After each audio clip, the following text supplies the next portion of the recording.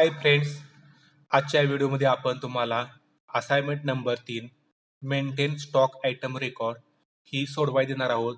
तर चला स्टार्ट करूया आजचा व्हिडिओ.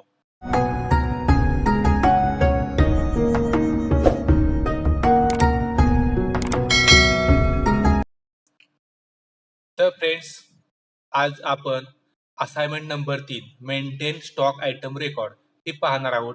इथं बघा, एक तुम्हाला क्वेश्चन दिलेले आहेत, हे तुम्ही नीट रीड करायचे आहेत.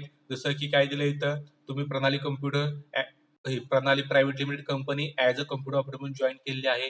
आणि इथं काय केलंय, कंपनीनं परचेस केला आहे, खालचा स्टॉक आयटम आहेत ते सगळे. आता हे जे सगळे स्टॉक आयटम परचेस केलाय, त्याची क्वांटिटी दिली, रेट दिलाय, कंपनी दिले, स्टॉक आयटम नाव दिलंय. यासाठी काय करायचं, आपला एक नवीन फॉर्मॅट काय करायचे, तयार करायचा आहे. आता तयार करताना तो फॉर्मॅट असा पाहिजे की जो पहिला मला लक्षात आला पाहिजे की मी काय परचेस केलंय, कितीला परचेस केलंय, किती अमाऊंट आहे, किती टोटल अमाऊंट झाली, हे सगळं त्याच्यामध्ये आलं पाहिजे.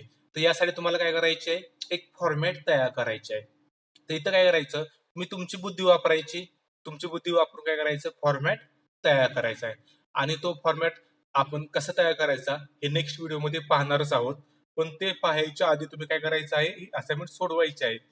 म्हणजे तुमच्या लक्षात येईल की तुम्हाला जे फॉर्मॅट तयार करायचे स्किल आहे, एक्सेल मध्ये सगळ्यात महत्वाचं काय असतं की नवीन फॉर्मॅट तयार करण्याचे स्किल हे कुठपर्यंत आलं आहे हे तुमच्या लक्षात येईल की तुम्हाला किती फॉर्मॅट तयार करायला तुमची कॅपॅसिटी आहे किंवा तुम्ही कोणत्या प्रकारे विचार करू शकता, हे सगळं तुमच्या काय होईल, लक्षात येईल. यातून काय होत जातं की तुम्हाला फॉर्मॅट तयार करण्याचे स्किल वाढत जातं. तर याचा आन्सर आपण नेक्स्ट व्हिडिओमध्ये पाहूया. थँक्यू. या व्हिडिओबद्दल किंवा ॲडव्हान्स एक्सेल या कोर्सबद्दल जर तुम्हाला काही शंका असतील, अडचणी असतील, तर त्या तुम्ही कमेंट बॉक्समध्ये मांडू शकता. मी त्याचं उत्तर नक्की देईन.